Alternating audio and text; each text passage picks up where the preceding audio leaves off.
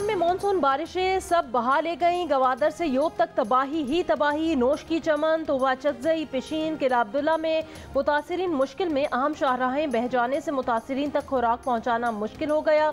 मासूम बच्चे, बुजुर्ग, मर्दो ख़वातीन साफ पानी और खाने के मुंतज़िर। सराब में तूफ़ानी बारिशों के बाद नवाही इलाके गोंदान में हैज़े की वबा फैलने लगी। अब तक 88 अफराद मुतासिर। DHO के मुताबिक ज़्यादा तादाद बच्चों और ख़वातीन की है।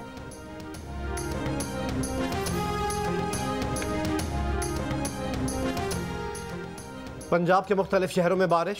चिश्तियाँ, जहानिया और बोरेवाला में तेज़ बारिश के बाद नशेबी इलाके ज़ेर आब आ गए। बाजार तालाब का मंजर पेश कर रहे हैं। बारिश का पानी घरों और दुकानों में दाखिल। कमालिया में आंधी के साथ मूसलाधार बारिश। कोहे सुलेमान के पहाड़ी इलाकों में बारिश से दरिया सिंध में पानी की सतह में मुसलसल इजाफा। राजनपुर के मुतासरा इलाकों में पानी की सतह कम होना शुरू। मुतासरीन की घरों को वापसी जारी।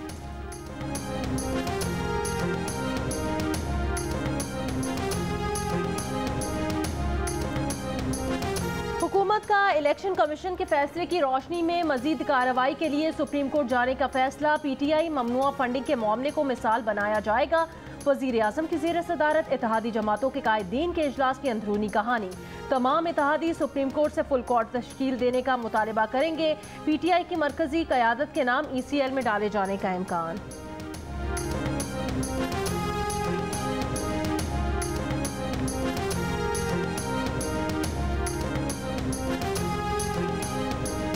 वज़ीर दाखिला राना सनाउल्लाह कहते हैं कि इलेक्शन कमीशन के फैसले ने इमरान खान को झूठा और जालसाज साबित कर दिया। मुसद्दिक़ा सबूत पर हुकूमत डिक्लेरेशन दे सकती है कि PTI फॉरेन एडेड पार्टी है। अगर ये डिक्लेरेशन सुप्रीम कोर्ट से बरकरार रहती है तो पार्टी तहलील हो जाएगी।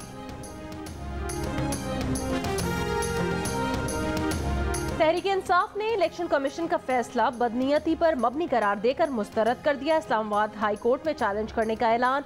असद उमर ने कहा, खोदा पहाड़ निकला चूहा, वो भी मसनूई। किसी को शक था कि इलेक्शन कमीशन गैर जानिबदार है तो वो दूर हो गया। फवाद चौधरी ने कहा, इमरान खान को फंड्स और अकाउंट्स का क्या पता। आरिफ नकवी या अकाउंटेंट ने कहा, सब ठीक है। इमरान खान ने दस्तखत कर दिए।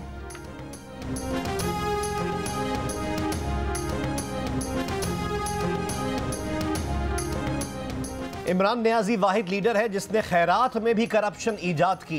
इन सियाह कारनामों में इमरान नियाजी समेत तहरीक इंसाफ के दीगर रहनुमाओं का नाम ECL में शामिल होना चाहिए। तर्जुमान PDM हाफिज हमदुल्ला का रद्द अमल।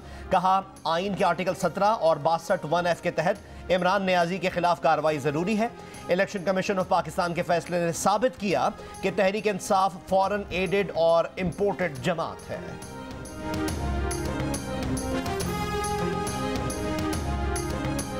लाहौर में कोरोना मुस्बत केसेस की शरह 10% से ज्यादा हो गई। इस्लामाबाद में 7.5%, पेशावर में 3.5% के करीब और कराची में शरह 2% रही। सबसे ज्यादा शरह एबटाबाद में 21.5% से ज्यादा रिकॉर्ड की गई। मुल्क में कोरोना से मजीद 9 अफराद इंतकाल कर गए। 806 नए केसेस सामने आ गए। शरह 4% के करीब जा पहुंची।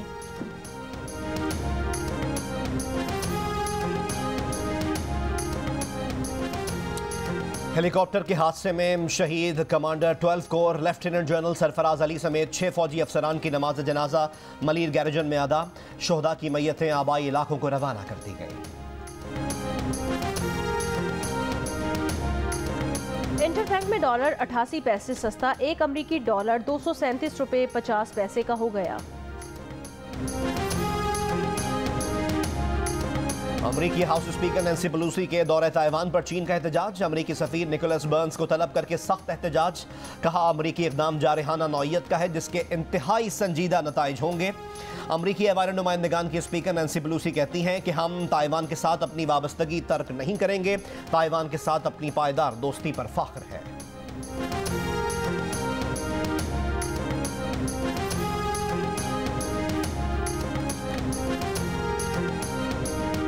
और यूक्रेन से अनाज से भरा पहला कार्गो जहाज इस्तांबुल पहुंच गया। यूक्रेनी अनाज की आमद 22 जुलाई के मुआहदे के बाद मुमकिन हुई।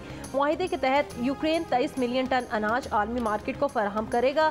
रूस, यूक्रेन, तुर्की और UN नुमाइंदों ने मुआहदे पर दस्तखत किए थे।